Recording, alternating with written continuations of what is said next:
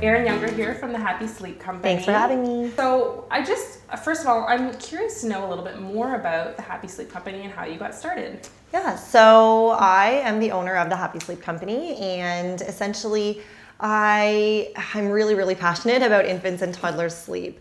I am the mom of an amazing little girl who was not always the amazing little sleeper that she is now. I can relate to that, yes. Yeah, exactly. And so I actually hired a sleep consultant when my little girl was very, very little.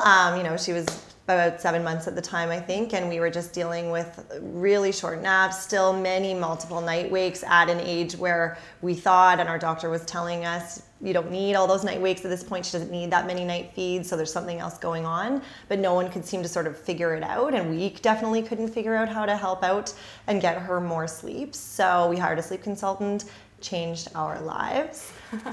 Literally, it was life-changing. It is life-changing when you go from utter sleep deprivation to getting proper, amazing sleep and remembering what it's like to be well rested. So when an opportunity arose to train as a sleep consultant, I did. I certified, and then later when an opportunity arose to begin my own business and start the Happy Sleep Company, I did. Wow, good for you. That's so impressive. Yeah, I love it. I called it the Happy Sleep Company because that's really the foundation of it. I truly believe that families are happier and healthier when everyone in the family unit is well rested. And you see that so often. People are so exhausted and tired, and it affects really every component and every element of their lives. Yes, absolutely. You run into relationship challenges, frustration, nodding off at work if you've gone back to work, nodding off on the play mat next to your child if you're still at home with your child. And I see a lot of parents talking about, I have my 6-7-month-old baby and I have a toddler or a preschooler. I don't have time for my toddler or preschooler because I'm either A, really just exhausted, or B, just dealing with a very exhausted baby all day long. And I feel like I'm not giving my toddler what I want to be or need to be because I'm so tired. So a lot of the really positive feedback I get from parents after we've worked together is I have time for my preschooler and my toddler. I'm such a more patient, present parent now that I am well rested and my baby is well rested, or my toddler or preschooler is well rested because I work with older children as well. Cool, very good. So in your experience, what are the most common challenges you see parents come across when it comes to sleep? The biggest things are multiple night wakes at an age where you thought maybe there wouldn't be so many night wakes anymore. So you're thinking, okay, maybe something else is going on. And really short naps. Short naps, yeah, those are the tough ones. We did 30 to 45-minute naps, exactly, and those multiple night wakes are the two big things that parents are generally struggling with. A lot of times a baby will only go to sleep or sleep well if on a parent or in bed with a parent, and if co-sleeping is not what that family was hoping to do, then that becomes an issue for them, and so that can be a struggle as well because they just feel like their baby doesn't like their crib, and so they end up holding or being in bed with them to sleep all the time, and that can be hard on some families if that's not what they had in mind. And just like you said earlier, it goes back to that affects the quality of life and the things that you can do during the day with your family. Exactly. And so a lot of what's stemming from that, when a parent tells me, my baby hates their crib, I hear that a lot. My baby hates his crib, won't go in his crib, he just screams, he's so upset. A lot of the time it's about your baby not being comfortable or familiar with their crib as a sleep space, because so often we're putting our children to sleep always in our arms or on a feed or something like that, and then putting them into the crib already asleep. And of course for that baby, when they wake up, it's like, well, how did I get here? This would be scary for any adult. Exactly. It's like if we went to sleep in our beds and woke up on our front lawn. It's like waking up from a really bad hangover. There you go. Exactly. Like, hopefully that doesn't happen. Exactly. So that's a lot of times what it is when your baby seemingly hates their crib. And so these are some of the challenges and the biggest challenges I see parents facing. Okay, so in your advice, what is sort of the one biggest mistake that parents make? With regards to sleep, it's putting their babies down already asleep all the time and never giving their child an opportunity to go into their crib awake and learn to fall asleep independently. And that is maybe the biggest mistake that parents make because it's the hardest part sometimes. Right. If your child is upset going into the crib, then you don't want to leave your child upset. My methodology is not cry it out, in the sense that, cry it out in its traditional sense is leaving your baby in a room to just cry until they fall asleep.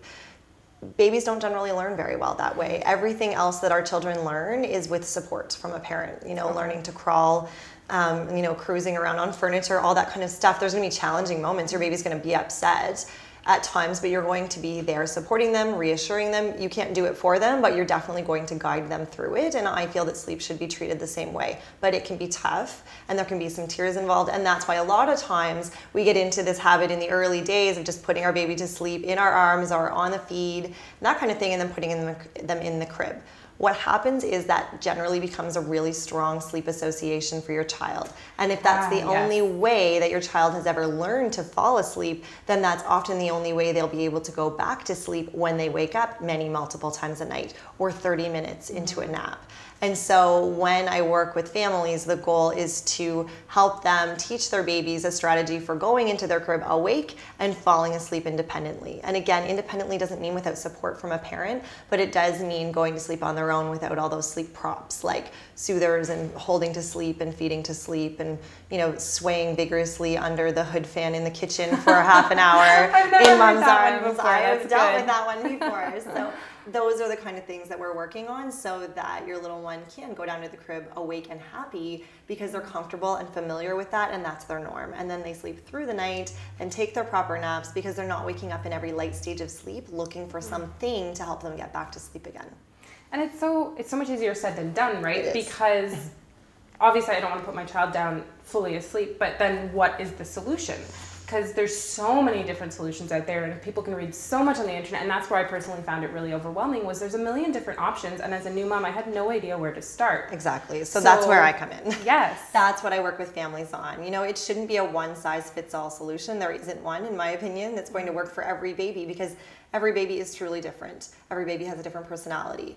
I work with children of many various ages, and so at different ages and when they're going through different milestones, your child might respond better to one sort of strategy for sleep than another strategy. So those are all of the things I keep in mind when I work with families. Parenting style, family situation, all of these things are really important when figuring out what exactly is it going to look like when you put your child down awake for the first time and he or she protests that big change. How are you going to manage that?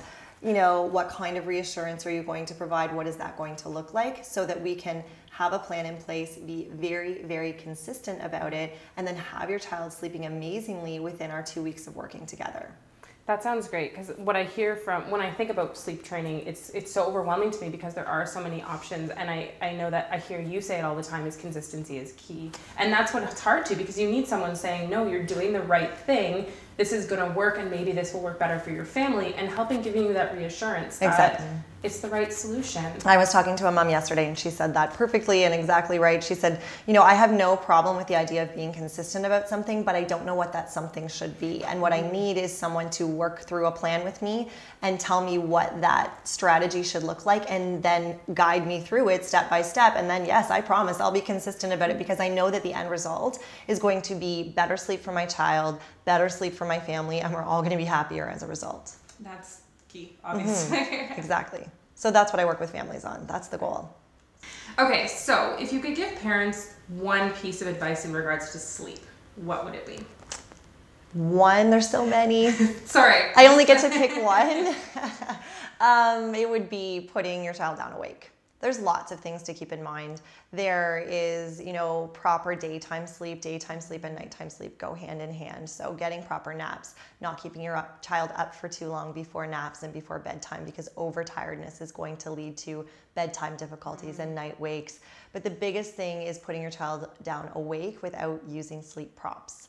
And so, I talk a lot about sleep props or sleep crutches or sleep associations. So things that your child relies on, any kind of external stimuli like soothers or rocking or feeding to sleep, that they're then going to rely on to get back to sleep again during the night or into short naps. So putting your child down awake is a great way to start teaching independent sleep habits because it is literally independent. They have love and hugs and cuddles and a feed before bed for sure, and all of those great things. But then in terms of sleep, they are actually falling asleep independently, and that's how they're going to be able to start to fall back to sleep independently and sleep through the night and get all the great uninterrupted restful nighttime sleep that they need. Yeah, that's great because it's a learned skill, right? You just don't come hardwired learning how to fall asleep. No, and some babies do sleep great from day one and have no issues with sleep or no challenges, and others don't. And you know, a lot of people say, well, you can't form habits in babies, but the thing is, it's maybe less about habits and more about the way that a baby learns to sleep. So if, you know, a 6-month-old has only ever fallen asleep in someone's arms, it's perhaps unrealistic to think that at 8 months or 10 months or at some key number or age, your child is just suddenly going to figure out how to fall asleep independently if he or she has only ever learned or known another way. It's, you know, about helping your child learn a new way and teaching your child a new way of falling asleep, which is, you know, an independent way of falling asleep if that's not something they've known before. Okay, so thank you, Erin, for joining us today. I really appreciate it. Thanks for having me. And what I'm going to do is I'm going to put all of the information for Erin and how to reach her at the Happy Sleep Company down in the description below, so you can contact her anytime you like. Great.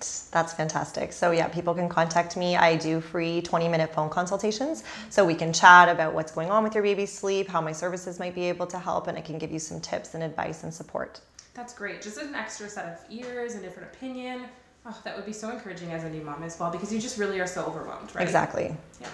Excellent. Thank you guys for tuning in. I really appreciate it, and best of luck with all your happy sleeps. Thanks. Sleep well.